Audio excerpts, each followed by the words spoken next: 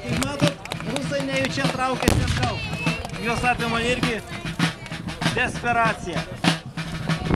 Bet jie ir nebėga. Jėgų santykis akivaizdžiai prancūzų pusėje. O dar kavalerijos reidas.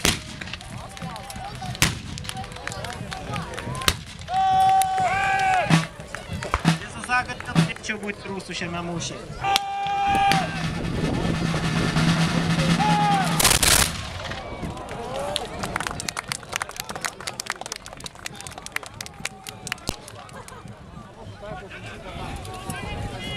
Kavalerija puola abiem sparnais. Iš tikrųjų, priešas iš priekio, iš sparnų, iš užnugario. Priešam kareiviui. Puikiai organizuotos salvės. Artilerija dar bando atsišaudyti, bet jai yra labai sunku, tenka trauktis ir jai.